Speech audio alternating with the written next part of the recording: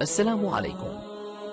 لا تنسوا الإعجاب بالفيديو والاشتراك في القناة تشجيعا لنا لنستمر بنشر المزيد إن شاء الله. إن أعجبك الفيديو لا تنسى الإعجاب والاشتراك في القناة.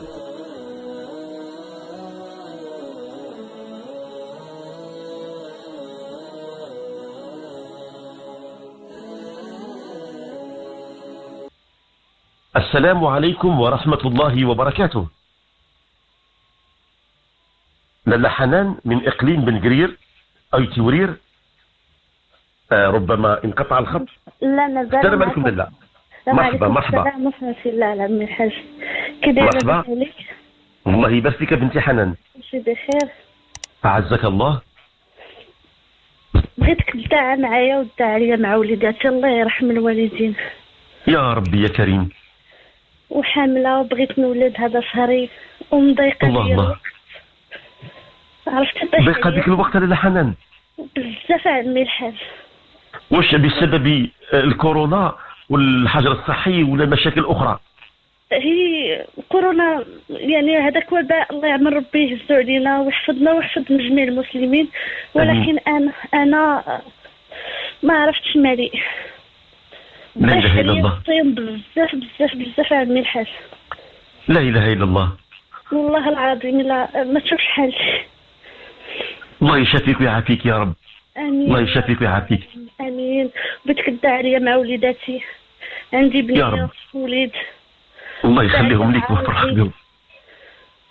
ودعي يا رب عليا بإذن الله. ودعي معايا بزاف بزاف. راه عرفتي راه شي 3 سنين هادي وانا تنعيط لك حتى اليوم لا إله إلا الله. عاد نسمعك. جزاك الله ألف خير لاله حنان. جزاك الله ألف خير. الحاج الى يوميا نتبعك وهدم الله اجرك من جهه الوالده، الله يعمر ربي. الله يطول عمرك. لا أحسدكم الله. حتى انا ميت ليا والدي وكبرت يتيمه الله أكبر. الله ونقنعت أكبر. بزاف بزاف، حساسه بزاف. بغيتك تدعى معايا وتدعى مع وليداتي ومع راجلي بشي رزيق يفتح يا علينا رب. الله شي باب الخير. يا رب بإذن الله. بإذن الله لاله. بارك الله فيك. بارك الله فيك. أحسن الله إليك. الله يفرج عليك يا ربي. وهذا الأذان ديال صلاة العشاء وكل من ركع وكل من سجد. لا إله إلا الله. لاله حنان، هذه الحالة ديال الضيم هي كتسمى حالة من الاكتئاب تصيب النساء في أوقات معينة.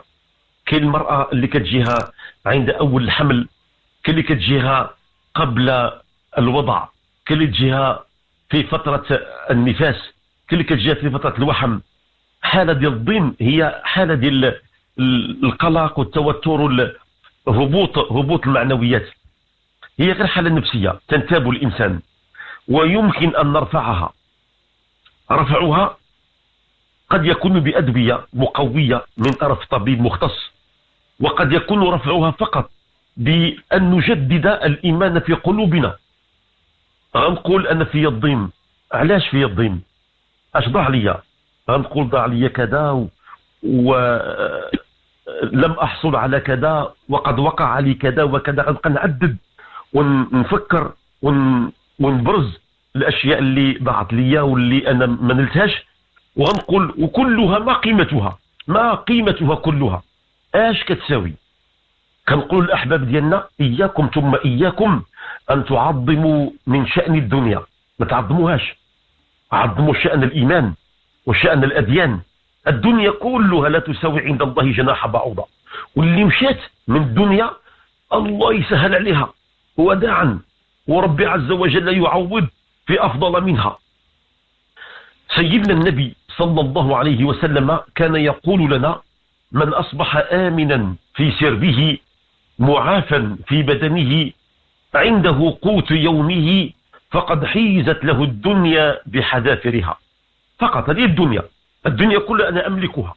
لا فرق بين غني وفقير، ولا ما بين زعيم وبين إنسان عادي، لا فرق إلا بهذا المقدار: أن تصبح وأنت معافا في بدنك، ما عندك شي مرض خطير، وآمن في سربك، ما كاين شي خطر يهددك ويهدد أولادك، وعندك قوت يومك، عندك باش تقضي ذاك النهار لقمة العيش.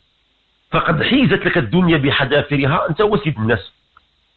إلا أن المشكل ديال هذه الحالة اللي عندك لاله حنان راهي في الأصل غير وسوسة شيطانية.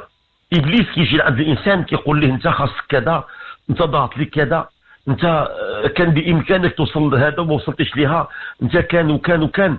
سيدنا النبي صلى الله عليه وسلم يعلمنا اننا لا نقول لو كان.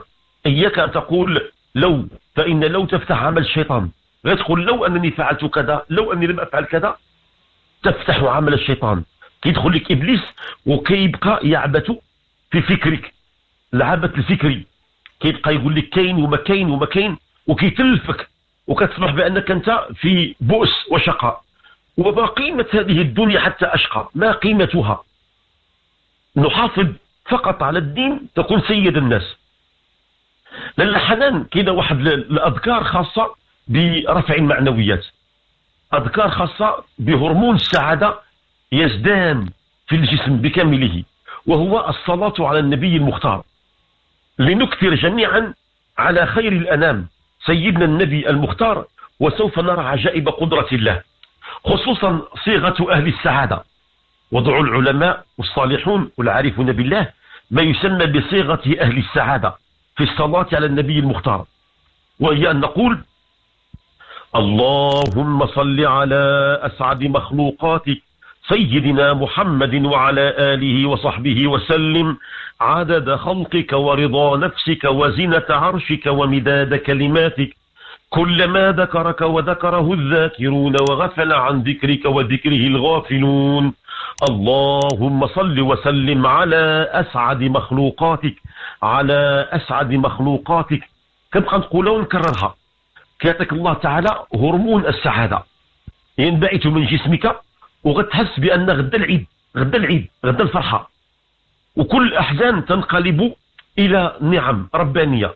حتى إذا كان مثلك شي حد كنت حزين عليه، الله تعالى كيعطيك الانطباع بأنه الآن في ضيافة الرحمن، أنه ينغمس في أنهار الجنة، وأنه جالس مع الأهل والأحباب والخلان الذين سبقوه بالإيمان. ومن ثم تتصور الحياة كلها جميلة، وتغلق الأبواب عن وساوس إبليس. الله يحفظك لاله حنان، الله يشفيك ويعافيك ويحفظ لك الله تعالى الوليدات، ويكمل لك الله الرجاء في هذا الحمل. يا رب يكون هذا الحمل يكون زيادة خير في الإسلام، ويكون إن شاء الله تعالى عربون محبة ومودة بين العائلة والأحباب، ويحفظ لك الله تعالى الوليدات وينميهم ربي تربية حسنة، ويحفظ لك مول الدار ورزق الله رزقا واسعا طيبا. الله ينور الطريق ديالك لاله حنان، وبقاي معنا. ختام الحلقه ندير واحد الدعوه ديال الخير مع وجوه الخير اللي كيسمعوا فينا الان كاملين، وان شاء الله تعالى ربنا يباهي بنا الملائكه في السماء ويقول: لاستجيبن لكم ولو بعد حين. يا رب يا كريم عجل للجميع بالفرج، امين امين يا اكرم الاكرمين. السلام عليكم. لا تنسوا الاعجاب بالفيديو والاشتراك في القناة تشجيعا لنا لنستمر بنشر المزيد إن شاء الله.